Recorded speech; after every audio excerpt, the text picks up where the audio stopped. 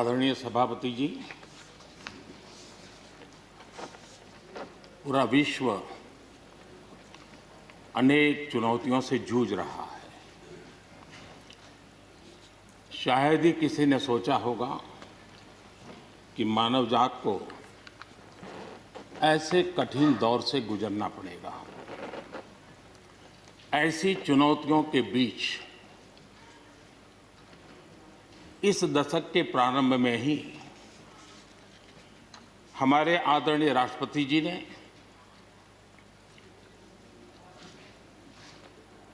जो संयुक्त सदन में अपना उद्बोधन दिया, वो अपने आप में इस चुनौतियों भरे विश्व में एक नई आशा जगाने वाला, नया उमंग पैदा करने वाला और नया आत्मविश्वास पैदा करने वाला राष्ट्रपति जी का उद्बोधन रहा। आत्मनिर्भर भारत की राह दिखाने वाला और इस दशक के लिए एक मार्ग प्रशस्त करने वाला राष्ट्रपति जी का उद्बोधन रहा। आदरणीय सभापति जी, मैं राष्ट्रपति जी का तहे दिल से आभार व्यक्त करने के लिए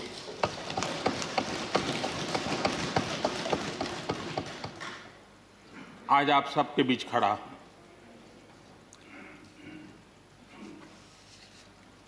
राज्यसभा में करीब 13-14 घंटे तक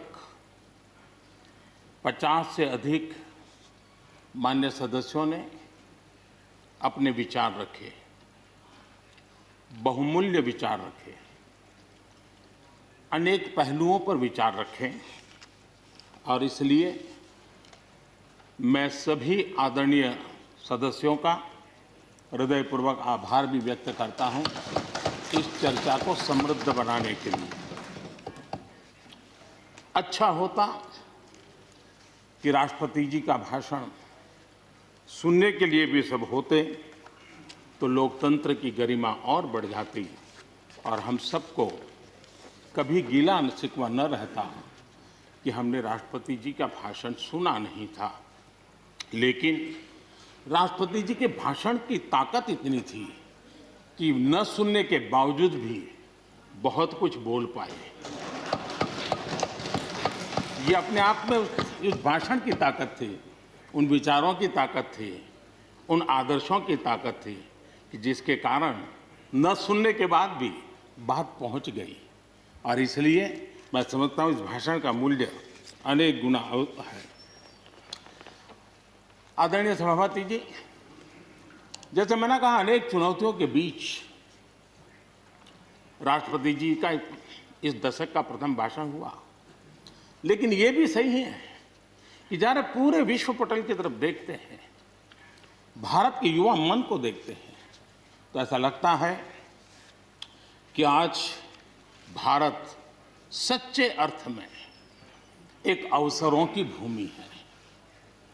अनेक अवसर हमारा इंतजार कर रहे हैं और इसलिए जो देश युवा हो, जो देश उत्साह से भरा हुआ हो, जो देश अनेक सपनों को लेकर के संकल्प के साथ सिद्धि को प्राप्त करने के लिए प्रयासरत हो, वो देश इन अवसरों को कभी जाने नहीं दे सकता।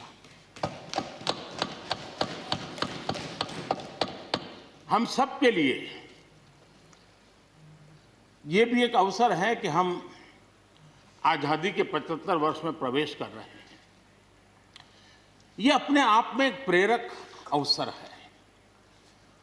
हम जहां भी हो, जिस रूप में हो, मां भारती के संतान के रूप में इस आजादी के 75वें पर्व को हमने प्रेरणा का पर्व बनाना चाहिए।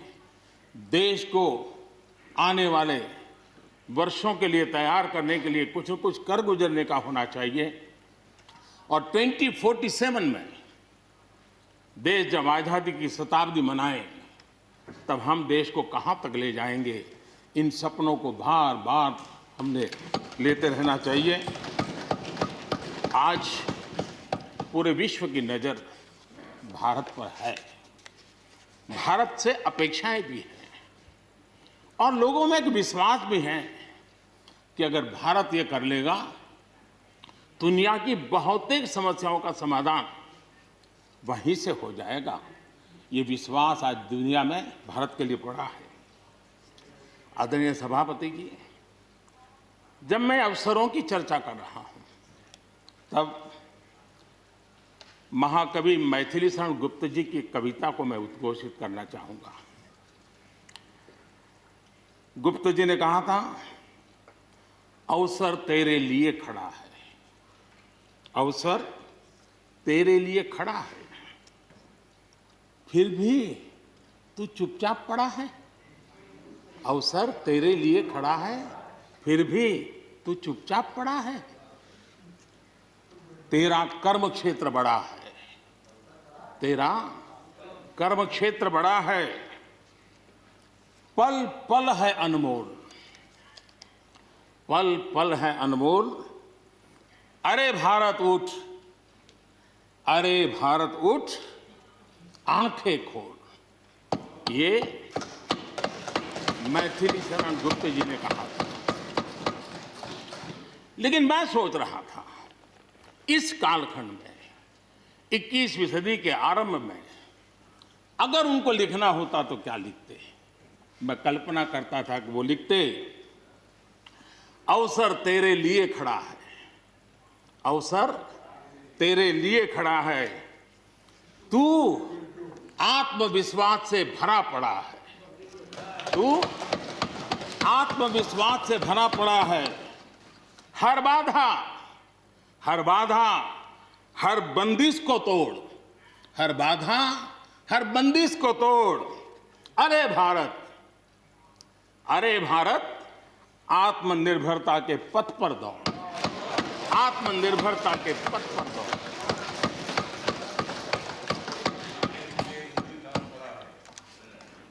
आदरणीय सभापति जी, कोरोना के दौरान किस प्रकार की वैश्विक परिस्थितियां बनी,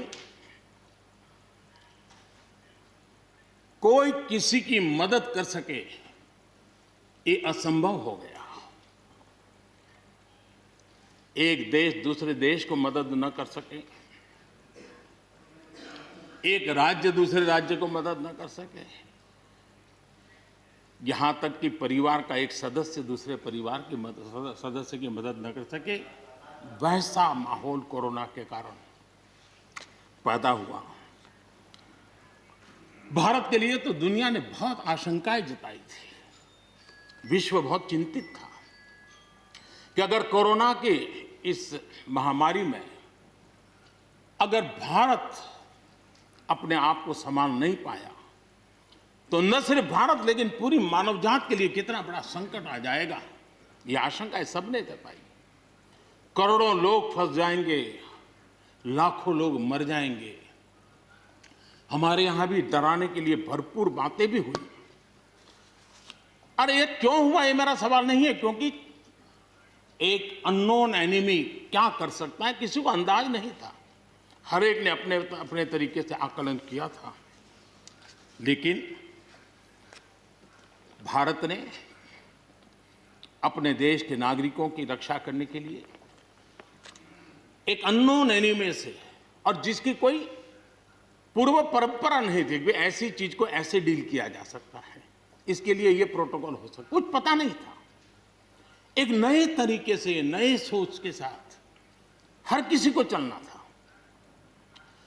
हो सकता है कुछ विद्वान सामर्थ्यवान लोग, उनको कुछ और विचार हो सकता है, लेकिन था ये कि एक अननोन एनिमी था और हमें रास्ते भी खोजने थे, रास्ते बनाने भी थे और लोगों को बचाना भी था। उस समय जो भी ईश्वर ने बुद्धि, शक्ति, सामर्थ्य दिया, इस देश ने उसको करते हुए देश को बचाने में भरसक काम किया है। और आज दुनिया इस बात का गर्व कर रही है कि इस वाकई भारत ने दुनिया की मानव जात की रक्षा करने में बहुत बड़ी अहम भूमिका निभाई। ये लड़ाई जीतने का यश किसी सरकार को नहीं जाता है, न किसी व्यक्ति को जाता है, लेकिन हिंदुस्तान को तो जाता है। गर्व करने में क्या जाता है? विश्व के सामने आत्मविश्वास के साथ बोलने में क्या जाता है? इस देश ने किया है। गरीब से गरीब व्यक्ति ने इस बात को किया है।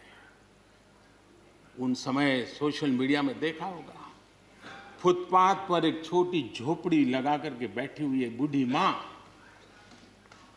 वो भी घर के बाप की झोपड़ी के बाहर दिया जला करके भारत के शुभ के लिए कामना करते। हम उसकी मजाक उड़ा रहे हैं, उस भावनाओं का मखौल उड़ा रहे हैं।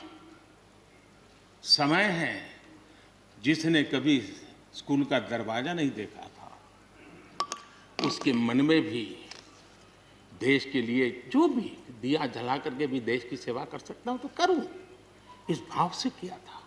और उसने देश में एक सामूहिक शक्ति का जागरण किया था, अपनी शक्ति का, सामर्थ्य का परिचय करवाया था। लेकिन उसकी भी मजाक उड़ाने में मजा आ रहा है। विरोध करने के लिए कितने मुद्दे हैं जी, और करना भी चाहिए, लेकिन ऐसी बातों में न उलझे जो देश के मनोबल को तोड़ते हैं, जो देश के सामर्थ्य को नीचा आंकते हैं। इससे कभी लाभ नहीं होता है। हमारे कोरोना वॉरियर्स, हमारे फ्रंटलाइन वर्कर्स, आप कल्पना कर सकते हैं जी, जब चारों तरफ भाई कहीं किसी से कोरोना आ जाएगा तो ऐसे समय ड्यूटी करना, अपनी जिम्मेवारियों को निभाना, ये छोटी चीजें नहीं है। इसका गर्व करना चाहिए, उनका आदर करना चाहिए। और इन सब के प्रयासों का परिणाम है कि देश ने आज ये करके दिखाया। हम जरा भूतकाल की तरफ देखें, ये आलोचना के लिए नहीं है, उन स्थितियों को हमने जिया है। कभी चेचक की बात होती थी, कितना भय फैल जाता था, पोलियो कितना डरावना लगता था, उसकी वैक्सीन पाने के लिए क्या क्या मेहनत करनी पड़ती थी, कितनी तकलीफें उठानी पड़ती थी। मिलेगा, कब मिलेगा, कितना मिलेगा, कैसे मिलेगा, कैसे लगाएंगे, एक दिन हमने बिताए हैं। ऐसी स्थिति में उन दिनों को अगर याद करें तो पता चलेगा कि आज जिनको थर्ड वर्ल्ड कंट्रीज में गिना जाता है, वो देश मानव जात के कल्याण के लिए वैक्सीन लेकर के आ जाए। इतने कम समय में मिशन मोड में हमारे वैज्ञानिक भी जुटे रहे।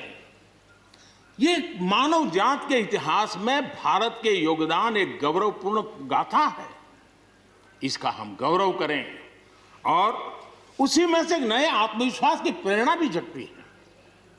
हमने उस नए आत्मविश्वास की प्रेरणा को जगाने के ऐसे प्रयासों को आज देश गर्व कर सकता है कि दुनिया का सबसे बड़ा टीकाकरण अभियान इसी मेरे देश में चल रहा है। विश्व में तेज गति से टीकाकरण आज कहीं हो रहा है तो इसी हम सब की मां भारती के गोद में हो रहा है। और भारत का ये सामर्थ्य कहां नहीं पहुंचा है। आज कोरोना ने भारत को दुनिया के साथ रिश्तों में एक नई ताकत दी है। जब शुरुआत में कौन सी दवाई काम करेगी, वैक्सीन नहीं थी, तो सारा विश्व का ध्यान भारत की दवाइयों पर गया।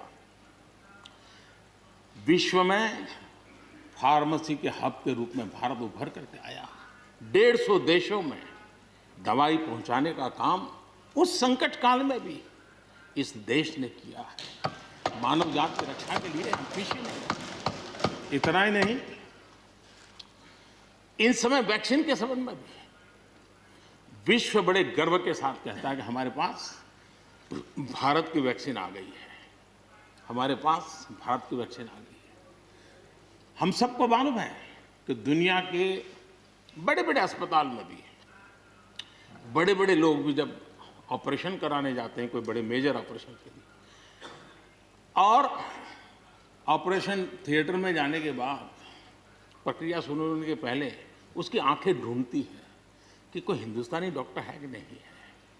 और जैसे ही एकाध टीम के अंदर एकाध भी हिंदुस्तानी डॉक्टर दिखता है ना, उसका विश्वास हो जाता है अब ऑपरेशन। ये देश ने कमाया है, इसका हमें गर्व होना चाहिए, और इसलिए इसी गर्व को लेकर के हम आगे बढ़ रहे हैं।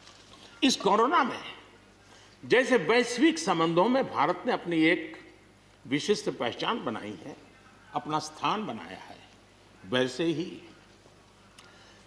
भारत ने हमारे फेडरल स्ट्रक्चर को इस कोरोना के कालखंड में हमारी अंतर्भूत ताकत क्या है, संकट के समय हम कैसे मिलकर के काम कर सकते हैं, एक ही दिशा में सब शक्तियां लगा करके हम कैसे प्रयास कर सकते हैं, ये केंद्र और राज्य ने मिलकर के करके दिखाया है। मैं राज्यों को भी, क्योंकि इस सदन में राज्यों की अपनी फ्लेवर होती है, और इसलिए इस सदन में तो मैं विशेष रूप से राज्यों का भी अभिनंदन करता हूं, और कोऑपरेटिव फेडरलिज्म को ताकत देने का काम, इस कोरोना के संकट को अवसर में पलटने का काम हमारे सभी ने किया है, इसलिए सब कोई अभिनंदन के अधिकारी हैं। यहाँ पर लोकतंत्र को लेकर के काफी उपदेश दिए गए, बहुत कुछ कहा गया और लेकिन मैं नहीं मानता हूं कि जो बातें बताई गई हैं देश का कोई भी नागरिक इस पर भरोसा करेगा।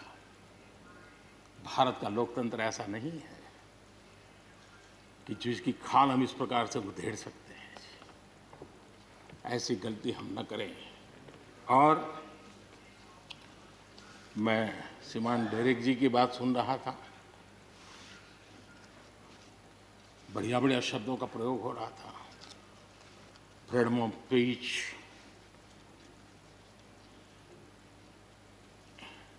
इंटिमिडेशन, हाउडिंग। जब शब्द सुन रहा था तो लग रहा था कि ये बंगाल की बात बता रहे हैं कि देश की बता रहे हैं।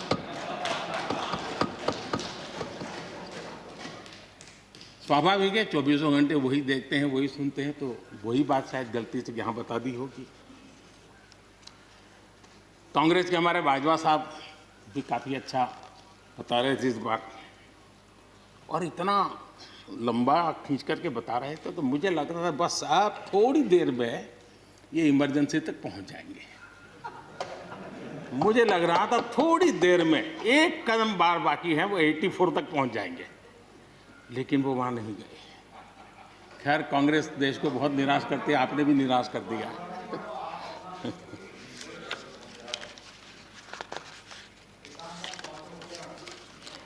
माननीय सभापति जी, मैं एक कोट इस सदन के सामने रखना चाहता हूं, और खास करके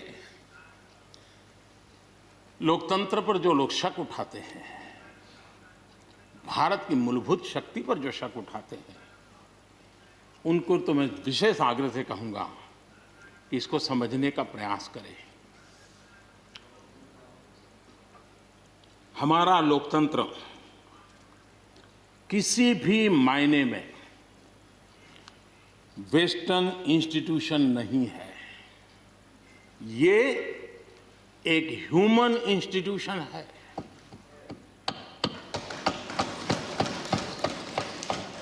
भारत का इतिहास लोकतांत्रिक संस्थानों के उदाहरणों से भरा पड़ा है। प्राचीन भारत में 81 गणतंत्रों का वर्णन हमें मिलता है। आज देशवासियों को भारत के राष्ट्रवाद पर चौतरफा हो रहे हमले से आगाह करना जरूरी है।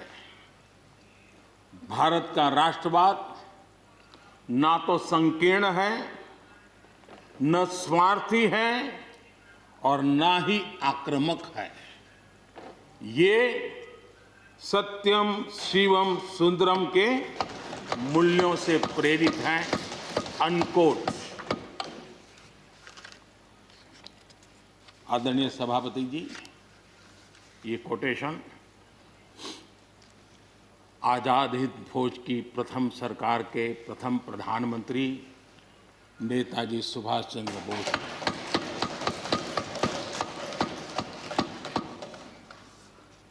और संयोग है कि 125वीं जयंती आज हम मना रहे हैं, लेकिन दुर्भाग्य इस बात का है कि जाने अनजाने में हमने नेताजी की इस भावना को, नेताजी के इन विचारों को, नेताजी के इन आदर्शों को भुला दिया। और उसका परिणाम है कि आज हम ही हमको कोसने लग गए। मैं तो कभी कभी हैरान हो जाता हूं। दुनिया जो हमें कोई शब्द पकड़ा देती है, हम भी उसको पकड़ करके चल पड़ते हैं। दुनिया की सबसे बड़ी डेमोक्रेसी, दुनिया की सबसे बड़ी डेमोक्रेसी, दुनिया की सबसे बड़ी डेमोक्रेसी सुनते हैं, हमको भी अच्छा लगता है। हाँ यार, भारत विश्व की सबसे बड़ा लोकतंत्र। लेकिन हमने अपने युवा पीढ़ी को ये सिखाया नहीं कि भारत ये मदर ऑफ डेमोक्रेसी है, ये लोकतंत्र की जननी है। हम सिर्फ बड़ा लोकतंत्र है ऐसा नहीं है, यह देश लोकतंत्र की जननी है। ये बात हमें हमारी आने वाली पीढ़ियों को सिखानी होगी और हमें गर्व से इस बात को बोलना होगा, क्योंकि हमारे पूर्वजों ने विरासत हमें दी है। भारत की शासन व्यवस्था डेमोक्रेटिक है। सिर्फ इसी वजह से हम लोकतांत्रिक देश नहीं है। भारत की संस्कृति, भारत के संस्कार, भारत की परंपरा, भारत का मन लोकतांत्रिक है और इसलिए हमारी व्यवस्था लोकतांत्रिक है। ये है इसलिए ये है ऐसा नहीं है, मूलतः हम लोकतांत्रिक हैं इसलिए ये है। और ये कसौटी भी हो चुकी है देश की। आपातकाल के उन दिनों को याद कीजिए, न्यायपालिका का हाल क्या था, मीडिया का क्या हाल था, शासन का क्या हाल था। सब कुछ जेल खाने में परिवर्तित हो चुका था, लेकिन इस देश के संस्कार, इस देश का जनमन जो लोकतंत्र के रंगों से रंगा हुआ था, उसको कोई हिला नहीं पाया था। मौका मिलते ही उसने लोकतंत्र को प्रस्थापित कर दिया। ये लोगों की ताकत, ये हमारे संस्कारों की ताकत है, ये लोकतांत्रिक मूल्यों की ताकत है। मुद्दा ये नहीं है कौन सरकार नहीं, मैं उसकी चर्चा नहीं कर रहा हूं और न ही मैं ऐसी चीजों में अपना समय लगाने के लिए यहां आप लोगों ने मुझे बिठाया है। हमें लोकतांत्रिक मूल्यों की रक्षा करते हुए आगे बढ़ना है। आत्मनिर्भर भारत के संबंध में भी चर्चा हुई।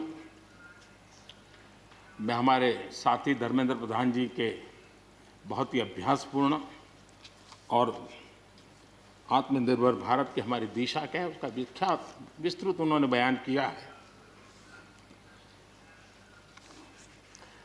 लेकिन एक बात सही है कि आर्थिक क्षेत्र में भी आज भारत की जो एक पहुंच बन रही है, कोरोना काल में दुनिया के लोग निवेश के लिए तरस रहे हैं, सारी बातें बाहर आ रही हैं, लेकिन भारत है जहां रिकॉर्ड निवेश हो रहा है।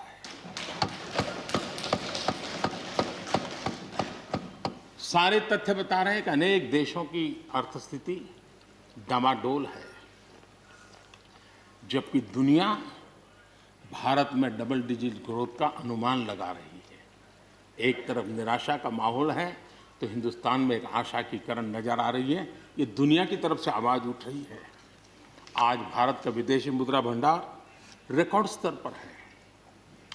आज भारत में अन्न उत्पादन रिकॉर्ड स्तर पर है। भारत आज दुनिया में दूसरा बड़ा देश है जहां पर इंटरनेट यूजर हैं।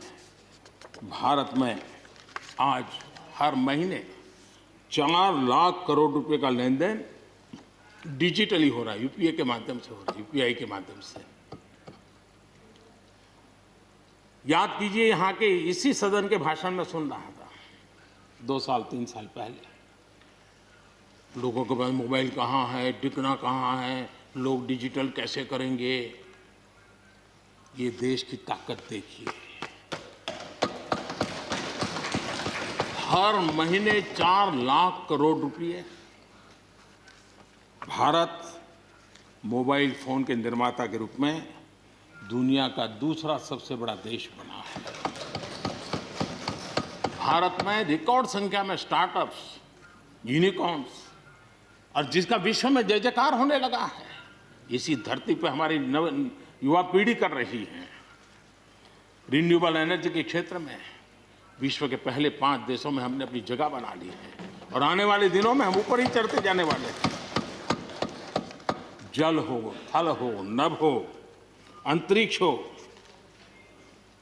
भारत हर क्षेत्र में अपनी रक्षा के लिए अपने सामर्थ्य के साथ खड़ा है।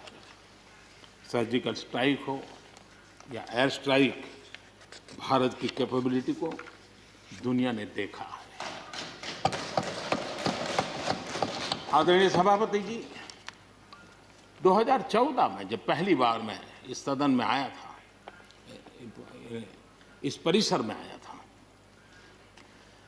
और मुझे नेता के रूप में जब चुना गया था, तो मेरे पहले भाषण में मैंने कहा था कि मेरी सरकार गरीबों को समर्पित है। मैं आज दोबारा आने के बाद भी यही बात को दोहरा रहा हूं, और हम न हमारी डायरेक्शन बदली है, न हमने डाइल्यूट किया है, न डाइवर्ट किया है। उसी मिजाज के साथ हम काम कर रहे हैं, क्योंकि इस देश में आगे बढ़ने के लिए हमें गरीबी से मुक्त होना ही होगा। हमें प्रयासों को जोड़ते ही जाना होगा। पहले के प्रयास हुए होंगे तो उसमें और जोड़ना ही पड़ेगा। हम रुक नहीं सकते, जितना कर लिया बहुत है, नहीं रुक सकते, हमें और करना ही होगा। आज मुझे खुशी है कि जो मूलभूत आवश्यकता है ईज ऑफ लिविंग के लिए, और जिसमें से आत्मविश्वास पैदा होता है, और एक बार गरीब के मन में आत्मविश्वास भर गया, गरीब खुद गरीबी को चुनौती देने की ताकत के साथ खड़ा हो जाएगा। गरीब किसी का मदद के मोहताज नहीं रहेगा। ये मेरा अनुभव है, और इसलिए मैं कहता हूँ, मुझे खुशी है 10 करोड़ से ज़्यादा शौचालय बने, 41 करोड़ से ज़्यादा लोगों के बैंक खाते खुले, 2 करोड़ से अधिक गरीबों के घर बने, 8 करोड़ से अधिक मुफ्त गैस के कनेक्शन दिए गए, 5 लाख रुपए तक मुफ्त इलाज गरीब की जिंदगी में एक बहुत बड़ी ताकत बनकर के उभरी है। ऐसी अनेक योजनाएं जो गरीबों के जीवन में बदलाव ला रही हैं, नया विश्वास पैदा कर रही हैं। आदरणीय सभापति जी, चुनौतियां हैं। अगर चुनौतियां न होती,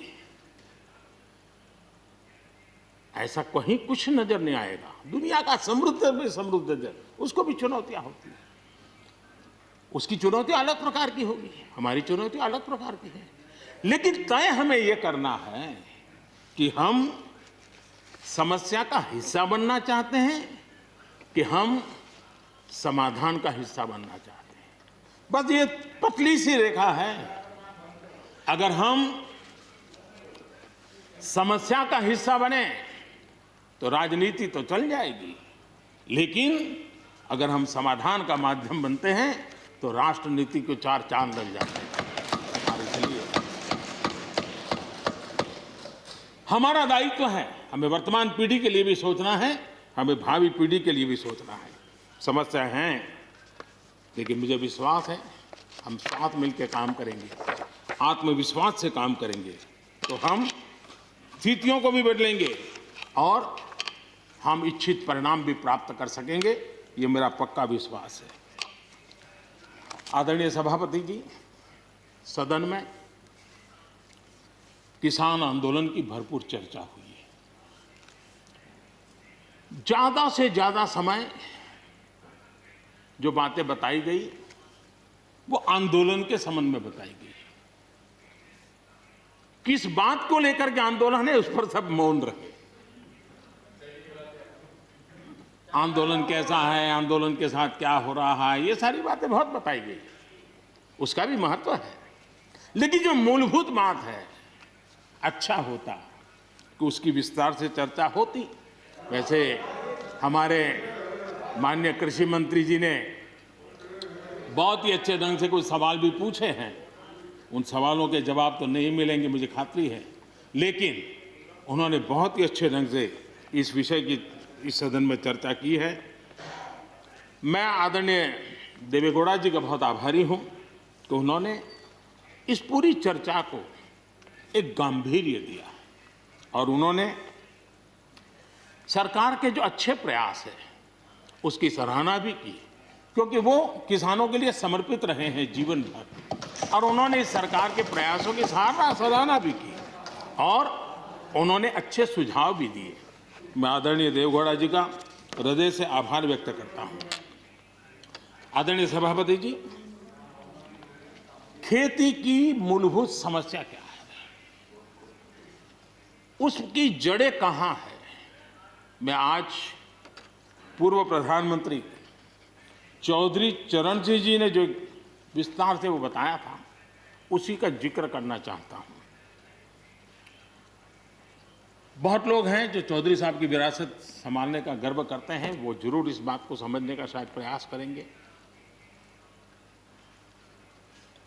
वो अक्सर 1970-71 जो एग्रीकल्चर सेंसस हुआ था उसका जिक्र उनकी भाषण में हमेशा आता था और उल्लेख करते थे। चौधरी चरण सिंह जी ने क्या कहा था, उनका कोट है, किसानों का सेंसस लिया गया तो 33% किसान ऐसे हैं जिनके पास जमीन 2 बीघे से कम है, 2 बीघे नहीं है, 2 बीघे तक है, 2 बीघे से कम। 18% जो किसान कहलाते हैं उनके पास 2 बीघे से 4 बीघे जमीन है, यानी आधा हेक्टर से 1 हेक्टर, ये 51% किसान है। ये चाहे कितनी मेहनत करे, अपनी छोटी सी जमीन पर इनकी गुजर ईमानदारी से उसमें हो नहीं सकती। ये चौधरी चरण सिंह जी का कोट है। छोटे किसानों की दयनीय स्थिति चौधरी चरण सिंह जी के लिए बहुत ही हमेशा पीड़ा देती थी और हमेशा उसकी चिंता करते थे। अब हम आगे देखें, ऐसे किसान जिनके पास 1 हेक्टर से भी कम जमीन होती है, 1971 में वे 51% थे, आज 68% हो चुके हैं। यानी देश में ऐसे किसानों की संख्या बढ़ रही है जिनके पास बहुत थोड़ी सी जमीन है। आज लघु और सीमांत किसानों की मिलाएं तो 86% किसान, ज्यादा किसान के पास 2 हेक्टर से भी कम जमीन है, और ऐसे किसानों की संख्या 12 करोड़ है। क्या इन 12 करोड़ किसानों के प्रति हमारी कोई जिम्मेवारी नहीं है? क्या देश की कोई जिम्मेवारी नहीं है? क्या हमने कभी हमारी योजनाओं के केंद्र में इन 12 करोड़ किसानों को रखना पड़ेगा कि नहीं रखना पड़ेगा? ये सवाल का जवाब चौधरी चरण सिंह जी हमारे लिए छोड़ करके गए हैं। हमें जवाब को ढूंढना होगा। हमें चौधरी चरण सिंह जी को सच्ची श्रद्धांजलि देने के लिए भी, इस काम के लिए जिसको जो सूझे, जिसको मौका मिले, सबने करना होगा, तब जाकर के हम इन कर सकते हैं। अब पहले की सरकारों की सोच में छोटा किसान था क्या? अगर एक बार हम थोड़ा सोचेंगे तो ध्यान आएगा। मैं आलोचना के लिए नहीं कह रहा हूं, लेकिन हमने सचमुच में, हम सब ने सोचने की आवश्यकता है। जब हम चुनाव आते ही एक कार्यक्रम करते हैं कर्ज माफी, अब वो किसान का कार्यक्रम है कि वोट का कार्यक्रम है, वो तो हिंदुस्तान में हर कोई भली भांति जानता है। लेकिन जब कर्ज माफी करते हैं तब छोटा किसान उससे वंचित रहता है, उसके नसीब में कुछ नहीं आता है, क्योंकि कर्ज माफी जो बैंक से लोन लेता है उसके लिए होती है। छोटा किसान का बेचारा बैंक में खाता नहीं, वो कहाँ लोन लेने जाएगा। हमने छोटे किसान के लिए नहीं किया है, भले ही हमने राजनीति कर ली हो। 1-2 एकड़ जमीन वाले किसान जिसके पास बैंक का खाता भी नहीं है, न वो कर्ज लेता है, न कर्ज माफी का फायदा उसको मिलता है। उसी प्रकार से पहले की फसल बीमा योजना क्या थी? एक प्रकार से वो बीमा जो बैंक गारंटी के रूप में काम करता था, और वो भी छोटे किसान के लिए तो नसीब ही नहीं होता था। वो भी उन्हीं किसानों के लिए होता था जो बैंक से लोन लेता था और उसका इंश्योरेंस होता था, तो बैंक वालों को भी एक विश्वास हो जाता था, चल जाता था। आज 2 हेक्टेयर से कम कितने किसान हो गए जो बैंक से लोन? सिंचाई की सुविधा भी छोटे किसान के नसीब नहीं हुई। बड़े किसान तो बड़ा बड़ा पंप लगा देते थे, ट्यूबवेल कर देते थे, बिजली भी ले लेते थे और बिजली भी मुफ्त मिल जाती थी, उनका काम चल जाता था।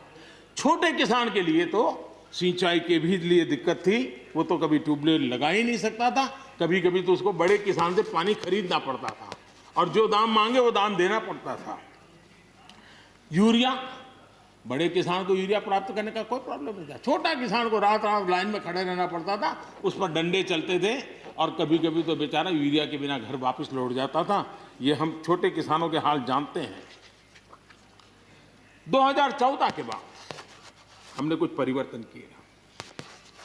हमने फसल बीमा योजना का दायरा बढ़ा दिया ताकि किसान, छोटा किसान भी उसका फायदा ले सके, और बहुत मामूली रकम से ये काम शुरू किया। और पिछले 4-5 साल में फसल बीमा योजना के तहत 90,000 करोड़ रुपए, ये छोटी रकम नहीं है, 90,000 करोड़ रुपए उसके क्लेम किसानों को मिले। कर्ज माफी से भी आंकड़ा बड़ा हो जाता है। छोटा किसानों का किसान क्रेडिट कार्ड, हमारे यहाँ किसान क्रेडिट कार्ड हुए, लेकिन बड़े किसानों तक गए और वो बैंक से बहुत ही, कुछ तो राज्यों में 0% से ब्याज से उनको मिल जाते थे पैसे, और उनके कोई कोई दो धंधा व्यापार होता था, पैसे वहाँ भी लग जाते थे। छोटे किसान के नसीब में ये नहीं था। हमने तय किया हिंदुस्तान के हर किसान को किसान क्रेडिट कार्ड देंगे। इतना ही नहीं, हमने उसका तो दायरा फिशरमैन तक भी बढ़ा दिया ताकि वो भी इसका फायदा उठा सके। और 2.25 करोड़ से ज़्यादा किसानों तक ये किसान क्रेडिट का काम पहुंच चुका है, और बाकी भी राज्यों से आग्रह कर रहे हैं कि लगातार उसको आगे बढ़ाएं ताकि ज़्यादा से ज़्यादा किसान इसका लाभ उठा सकें, और राज्यों की मदद जितनी ज़्यादा मिलेगी उतना ज़्यादा ये काम हो जाएगा। उसी प्रकार से हम एक योजना ले आए, प्रधानमंत्री सम्मान निधि योजना। सीधे किसान के खाते में, और ये गरीब किसान को जिसके पास कभी इस प्रकार की मदद नहीं पहुंची। 10 करोड़ ऐसे परिवार हैं जिनको इसका लाभ मिल गया। और अगर बंगाल में राजनीति आड़े न आती तो बंगाल के किसान भी अगर जुड़ गए होते तो ये आंकड़ा उससे भी ज्यादा होता। और अब तक 1,15,000 करोड़ रुपया इन किसानों के खाते में गया। ये गरीब छोटे किसान, उनके पास गया है। हमारी सब योजनाओं के केंद्र बिंदु में सॉइल हेल्थ कार्ड, हमने 100% सॉइल हेल्थ कार्ड की बात कही ताकि हमारे छोटे किसान को भी उसकी जमीन कैसी है, कौन सी उपज के लिए योग्य होगा, हमने 100% सॉइल हेल्थ कार्ड के लिए काम किया। उसी प्रकार से हमने यूरिया का निम्नकोटी 100% किया। 100% के पीछे इरादा हमारा यही था कि गरीब से गरीब किसान तक भी यूरिया पहुंचने में रुकावट ना हो, यूरिया डाइवर्ट होता है बंद हो, और उसमें हम सफल भी हुए। छोटे और सीमांत किसानों के लिए हमने पहली बार पेंशन की सुविधा की योजना लेकर के आए और मैं देख रहा हूं कि धीरे धीरे हमारे छोटे किसान भी आ रहे हैं। उसी प्रकार से प्रधानमंत्री ग्राम सड़क योजना ये सिर्फ एक रोड नहीं है, ये किसानों की गांव की जिंदगी को बदलने का एक बहुत बड़ा यश रेखा होती है और इसलिए हमने उस पर भी बल दिया। पहली बार हमने किसान रेल की कल्पना की। छोटा किसान का माल बिकता नहीं था, आज किसान रेल के कारण गांव का किसान रेलवे के माध्यम से मुंबई के बाजार तक अपना माल बेचने लगा, फल सब्जी बेचने लगा है, उसका लाभ ले रहा है, छोटे किसान को फायदा हो रहा है। किसान उड़ान के द्वारा हवाई जहाज से अब जैसे हमारे नॉर्थ ईस्ट इतनी बढ़िया चीजें, लेकिन ट्रांसपोर्टेशन सिस्टम के अभाव में वहां का किसान हमारा बेनिफिट नहीं ले पाता था, आज उसको किसान उड़ान योजना का लाभ मिल रहा है। छोटे किसानों की परेशानियों से हर कोई परिचित है। समय समय पर उनके सशक्तिकरण की मांग भी उठी है। हमारे आदरणीय शरद पवार जी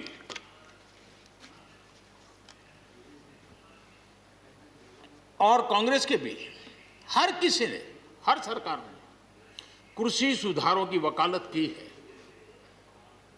कोई पीछे नहीं है, क्योंकि हर एक को लगता है कर पाए नहीं कर पाए अलग बात है, लेकिन ये होना चाहिए, ये बात हर एक की निकली हुई है और आज नहीं, जब भी जो जहां थे सबने की हुई है।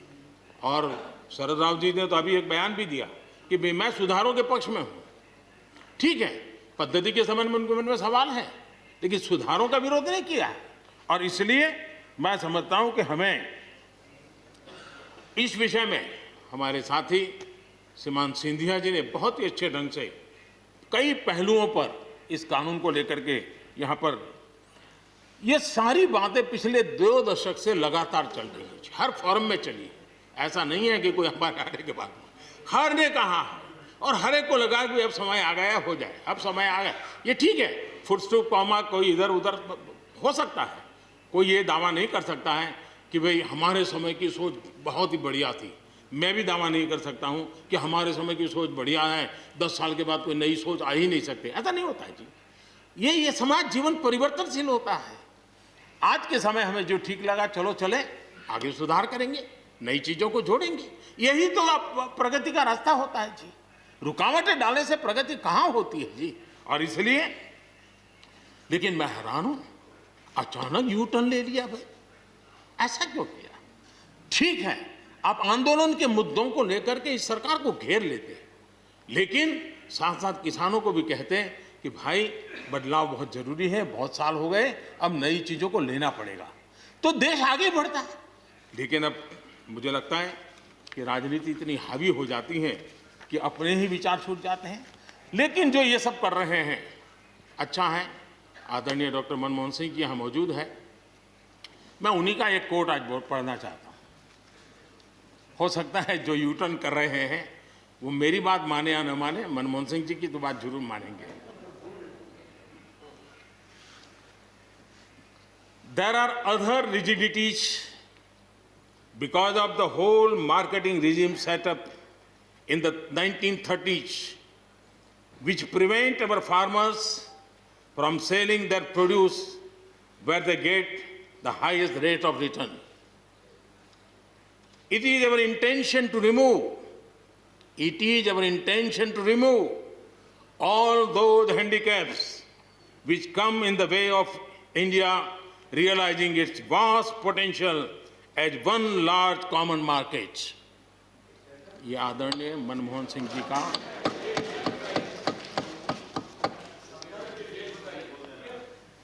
आदरणीय मनमोहन सिंह जी ने किसान को उपज बेचने की आजादी दिलाने, भारत को एक कृषि बाजार दिलाने के संबंध में अपना इरादा व्यक्त किया था और वो काम हम कर रहे हैं। और मुझे आप लोगों को गर्व होना चाहिए कि देखिए मनमोहन सिंह जी ने कहा था वो मोदी को करना पड़ रहा है, गर्व कीजिए।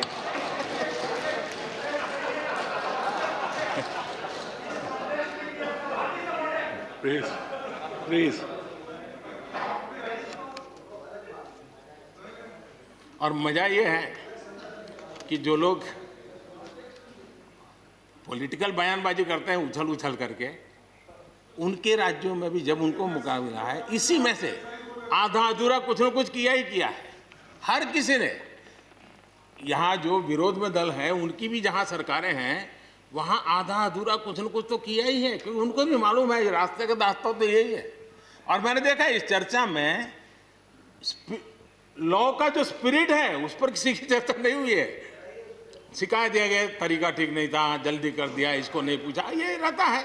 वो तो परिवार में शादी होती है तो भी फूफी नाराज होकर के कहती है मुझे कहाँ बुलाया।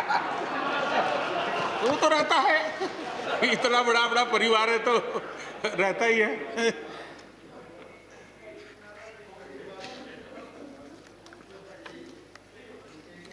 हम कुछ और बातों की ओर भी ध्यान दें। अब देखिए, दूध उत्पादन किसी बंधनों में बंधा हुआ नहीं है, न पशुपालक बंधनों में बंधा हुआ है, न दूध बंधनों में बंधा हुआ। लेकिन मजा देखिए, दूध के क्षेत्र में या तो प्राइवेट या कोऑपरेटिव दोनों ने एक ऐसी बड़ी मजबूत चेन बनाई है, दोनों मिलकर के इस काम को कर रहे हैं और एक बेहतरीन सप्लाई चेन हमारे देश में बनी है। इसको हमने जो अच्छा है उसको, और ये मेरे काल में नहीं बना है, आप भी इसका गर्व कर सकते हैं, मेरे काल से पहले बना हुआ है, हमें गर्व करना चाहिए। फल सब्जी से जुड़े व्यवसाय में ज्यादातर बाजारों का सीधा संपर्क रहता है, बाजारों की दखल हट गई है, इसका लाभ मिल रहा है। क्या डेयरी वाले, फल सब्जी खरीदने वाले उद्यमी, पशुपालकों की किसान, क्या जमीन पर कब्जा हो जाता है उनका? पशुपालन पर, पशु पे कब्जा हो जाता है? नहीं होता, दूध बिकता है, पशु नहीं बिकता है जी। हमारे देश में डेयरी उद्योग का योगदान कृषि अर्थव्यवस्था के कुल मूल्य में 28% से भी ज्यादा है। यानी इतना बड़ा हम एग्रीकल्चर की चर्चाएं करते हैं, इस पहलू को हम भूल जाते हैं। 28% कंट्रीब्यूशन है और करीब करीब 8 लाख करोड़ रुपयों का कारोबार है। जितने रुपये का दूध होता है उसका मूल्य अनाज और दाल दोनों मिला ले तो उससे ज्यादा है। हम कभी इस तरफ देखते ही नहीं है। पशुपालकों को पूरी आजादी, अनाज और दाल पैदा करने वाले छोटे और सीमांत किसानों को जैसे पशुपालक को आजादी मिली है, इनको आजादी क्यों नहीं मिलनी चाहिए? और इन सवालों के जवाब हम ढूंढेंगे तो हम सही रास्ते पर चलेंगे। आदरणीय सभापति जी, ये बात सही है, जैसा हम लोगों की स्वभाव रहा है, घर में भी थोड़ा सा भी परिवर्तन करना हो तो घर में भी एक तनाव शुरू है। चेहरे यहाँ क्यों रखी, टेबल यहाँ क्यों रखा, घर में भी होता है। इतना बड़ा देश है और जिस प्रकार की परंपराओं से हम पले बड़े हैं, तो ये मैं स्वाभाविक मानता हूँ। जब भी कोई नई चीज़ आती है तो थोड़ा बहुत रहता ही है हमारे यहाँ, क्योंकि असमंजस की स्थिति भी रहती है। लेकिन जरा वो दिन याद कीजिए जब हरित क्रांति की बातें होती थी। हरित क्रांति के समय जो कृषि सुधार हुए, तब भी जो आशंकाएं हुई, जो आंदोलन हुए, ये वेल डॉक्यूमेंटेड है और ये देखने जैसा है।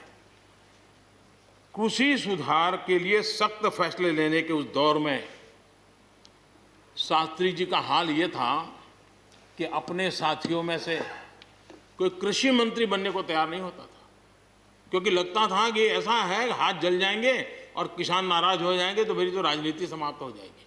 ये शास्त्री जी के समय की घटनाएं हैं। और अंत में शास्त्री जी को सी सुब्रमण्यम जी को कृषि मंत्री बनाना पड़ा था और उन्होंने रिफॉर्म्स की बातें की। योजना आयोग ने भी उसका विरोध किया था। मजा देखिए, योजना आयोग ने भी विरोध किया था। वित्त मंत्रालय सहित पूरी कैबिनेट के अंदर भी विरोध का स्वर उठा था। लेकिन देश की भलाई के लिए शास्त्री जी आगे बढ़े और लेफ्ट पार्टी जो आज भाषा बोलते हैं ना, वही उस समय बोलते थे। वो यही कहते हैं, अमेरिका के इशारे पर शास्त्री जी ये कर रहे हैं, अमेरिका के इशारे पर कांग्रेस ये कर रही है। सारा जितना आज मेरे खाते में जमा है ना, वो पहले आपके यहाँ बैंक में अकाउंट में था। सब कुछ अमेरिका के एजेंट कह दिया जाता था हमारे नेता, कांग्रेस के नेताओं को। ये सब कुछ लेफ्ट वाले जो आज भाषा बोलते हैं, वो उस समय भी उन्होंने यही भाषा बोली थी। कृषि सुधारों को छोटे किसानों को बर्बाद करने वाला बताया गया था। देश भर में हजारों प्रदर्शन आयोजित हुए थे, बड़ा मूवमेंट चला था। इसी माहौल में भी लाल बहादुर शास्त्री जी और उसके बाद की सरकार जो करती रही, उसी का परिणाम है कि जो हम कभी PL 480 मंगवा करके खाते थे, आज देश अपने किसान ने अपनी मिट्टी से पैदा की चीजों को खाता है।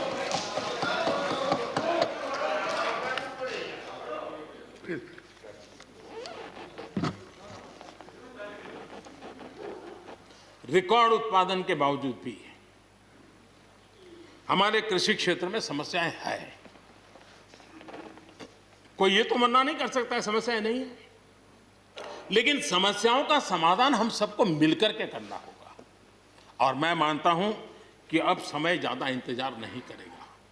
हमारे राम गोपाल जी ने बहुत ही अच्छी बात कही कि उन्होंने कहा कि कोरोना लॉकडाउन में भी हमारे किसानों ने रिकॉर्ड उत्पादन किया। सरकार ने भी बीज, खाद, सारी चीजें कोरोना काल में भी पहुंचाने में कोई कमी नहीं होने दी, कोई संकट नहीं आने दिया, और उसका सामूहिक परिणाम मिला कि देश के पास यह भंडार भरा रहा। उपज की रिकॉर्ड खरीदी भी इस कोरोना काल में ही हुई। तो मैं समझता हूं कि हमने नए नए उपाय खोज करके आगे बढ़ना होगा। और जैसा मैंने कहा, कोई भी हम कई कानून है, हर कानून में 2 साल 5 साल के बाद, कभी 2 महीने 2-3 महीने के बाद सुधार करते ही करते हैं। हम कोई स्टैटिक अवस्था में जीने वाले लोग थोड़े हैं जी। जब अच्छे सुझाव आते हैं तो अच्छे सुधार भी आते हैं, और सरकार भी अच्छे सुझावों को, और सिर्फ हमारी नहीं, हर सरकार ने अच्छे सुझावों को स्वीकार किया। यही तो लोकतंत्र की परंपरा है।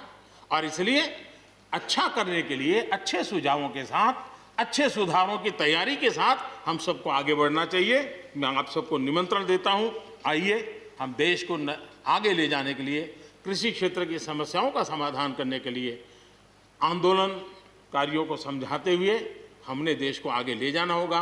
हो सकता है कि शायद आज नहीं तो कल जो भी यहाँ होगा, किसी न किसी को ये काम करना ही पड़ेगा। आज मैंने किया है, गालियाँ मेरे खाते में जाने दो, लेकिन इस अच्छा करने में आप जुड़ जाओ। बुरा हो मेरे खाते में, अच्छा हो आपके खाते में, आओ मिलकर के चले।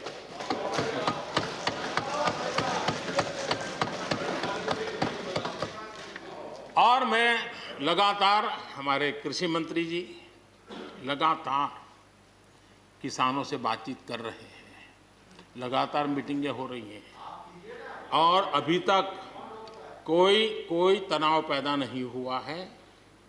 एक दूसरे की बात को समझने का, समझाने का प्रयास चल रहा है।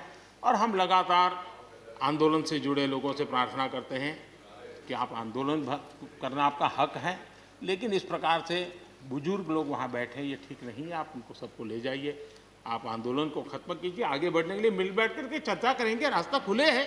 ये सब हमने कहा है। मैं आज भी इस सदन से माध्यम से भी निमंत्रण देता हूँ। आदरणीय सभापति जी, ये बात निश्चित है, हमारी खेती को खुशहाल बनाने के लिए फैसले लेने का ये समय है। इस समय को हमने गंवा नहीं देना चाहिए। हमें आगे बढ़ना चाहिए, देश को पीछे नहीं ले जाना चाहिए। पक्ष हो, विपक्ष हो, आंदोलनरत साथी हो, इन सुधारों को हमने मौका देना चाहिए और एक बार देखना चाहिए कि इस परिवर्तन से हमें लाभ होता है कि नहीं होता है। कोई कमी हो तो उसको ठीक करेंगे, और कहीं ढिलाई है तो उसको कसेंगे। ऐसा तो है नहीं कि सब दरवाजे बंद कर दिए बस। और इसलिए मैं कहता हूं, मैं विश्वास दिलाता हूं कि मंडियां अधिक आधुनिक बने, अधिक प्रतिस्पर्धी होगी। इस बार बजट में भी उसके लिए हमने प्रावधान किया है। इतना ही नहीं, एमएसपी है, एमएसपी था, एमएसपी रहेगा। इस सदन की पवित्रता समझे हम। जिन 80 करोड़ से अधिक लोगों को सस्ते में राशन दिया जाता है, वो भी कंटिन्यू रहेगा। इसलिए मेहरबानी करके भ्रम फैलाने के काम में हम न जुड़े, क्योंकि हमको देश ने एक विशिष्ट जिम्मेवारी दी है।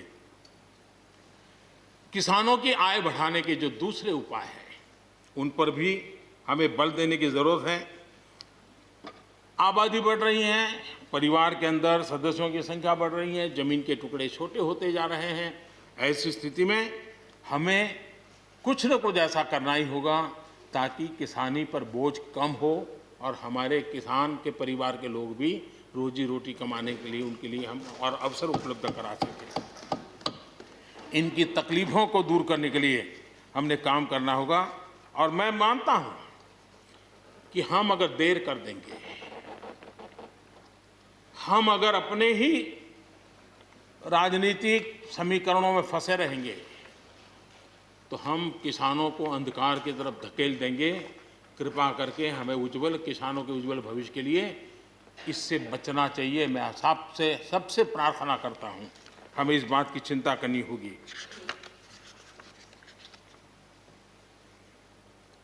आदरणीय सभापति जी,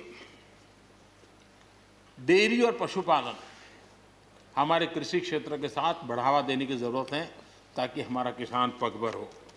उसी प्रकार इसी काम के लिए हमने फूट एंड माउथ डिसीज के लिए एक बहुत बड़ा अभियान चलाया है ताकि वो किसान को या पशुपालक जो बाय एंड लार्ज किसानी से जुड़ा हुआ रहता है उसको भी लाभ होगा। हमने फिशरीज को भी एक अलग बल दिया, अलग मिनिस्ट्री बनाई और 20,000 करोड़ रुपए मत्स्य संपदा योजना के लिए लगाया है ताकि ये पूरे क्षेत्र को एक नया बल मिले। स्वीट रिवॉल्यूशन, भारत में बहुत संभावनाएं हैं और इसलिए भारत ने किसानों, उसके लिए बहुत जमीन की जरूरत नहीं, अपने ही खेत के कोने में वो कर दें तो भी साल में 40,000, 50,000, लाख रुपया, 2 लाख रुपया कमा लेगा वो।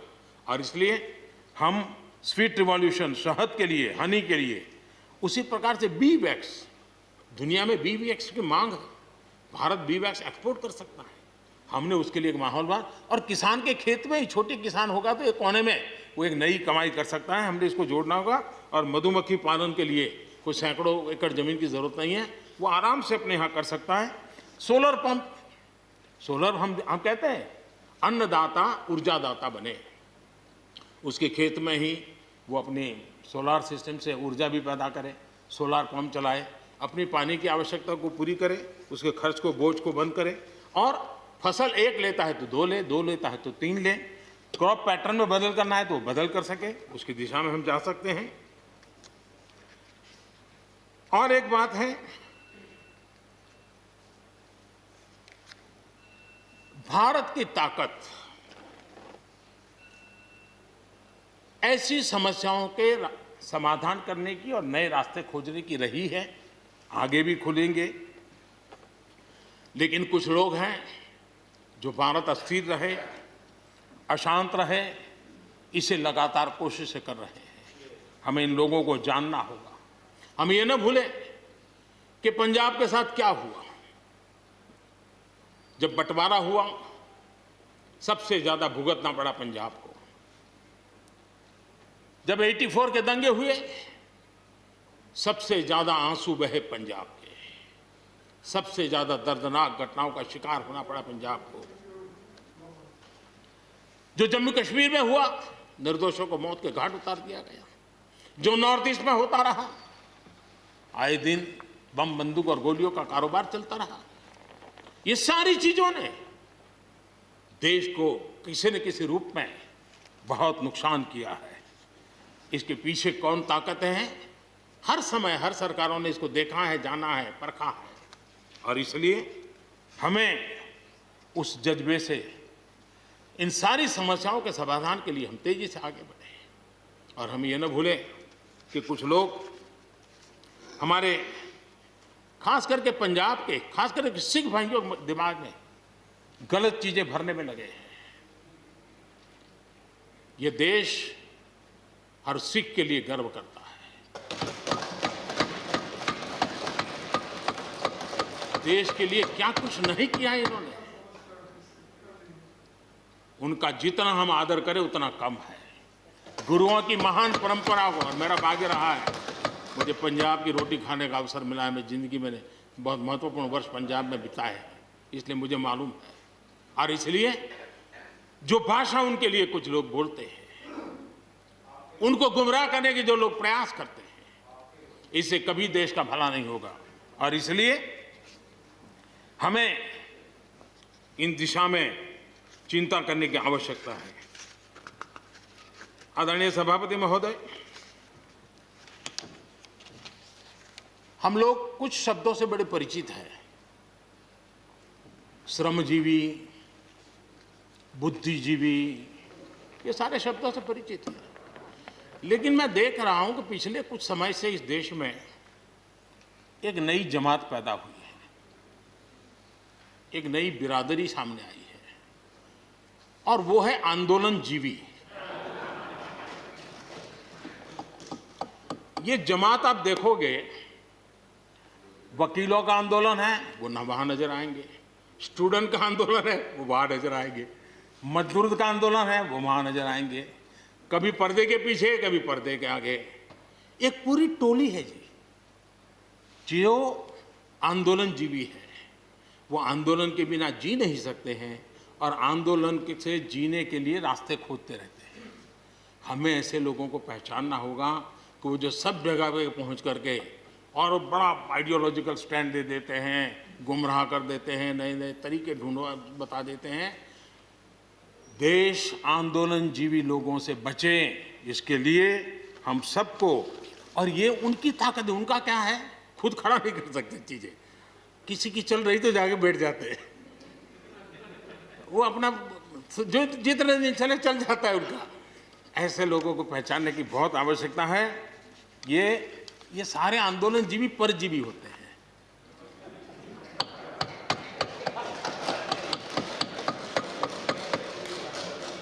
और यहां पर सब लोगों को मेरी बात से आनंद इसलिए होगा कि आप जहां जहां सरकारें चलाते होंगे, आपको भी ऐसे परजीवी आंदोलनजीवियों का अनुभव होता होगा। और इसलिए उसी प्रकार से एक नया मैं चीज देख रहा हूं। देश प्रगति कर रहा है, हम एफडीआई की बात कर रहे हैं, फॉरेन डायरेक्ट इन्वेस्टमेंट। लेकिन मैं देख रहा हूं इन दिनों एक नया एफडीआई मैदान में आया है। ये नए एफडीआई से देश को बचाना है जी। एफडीआई चाहिए, फॉरेन डायरेक्ट इन्वेस्टमेंट। लेकिन ये जो नया एफडीआई नजर का आ रहा है, ये नए एफडीआई से जरूर बचना होगा। और ये नया एफडीआई है foreign destructive ideology, foreign destructive ideology. और इसलिए इस एफडीआई से देश को बचाने के लिए हमने और जागरूक रहने की जरूरत है। आदरणीय सभापति जी, हमारे देश के विकास के लिए ग्रामीण अर्थव्यवस्था, इसका अपना एक मूल्य है। ग्रामीण अर्थव्यवस्था हमारे आत्मनिर्भर भारत का एक अहम स्तंभ है। आत्मनिर्भर भारत ये किसी सरकार का कार्यक्रम नहीं हो सकता है और होना भी नहीं चाहिए। ये 130 करोड़ देशवासियों के संकल्प होने चाहिए। हमें गर्व होना चाहिए और इसमें कोई दुविधा नहीं होनी चाहिए। और महात्मा गांधी जैसे महापुरुषों ने हमें यही रास्ता दिखाया था।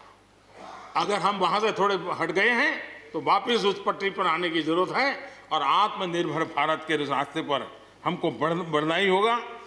गांव और शहर की खाई को अगर हमें पाटना है तो उसके लिए भी हमें आत्मनिर्भर भारत की ओर बढ़ना ही होगा। और मुझे विश्वास है कि हम उन बातों को लेकर के जब आगे बढ़ रहे हैं तो हमारे देश के सामान्य मानवी का विश्वास बढ़े। जैसे अभी प्रश्नोत्तर काल के अंदर जल जीवन मिशन की चर्चा हो रही थी। इतने कम समय में 3 करोड़ परिवारों तक घर में पीने का पानी पहुंचाने का, नल कनेक्शन देने का काम हो चुका है।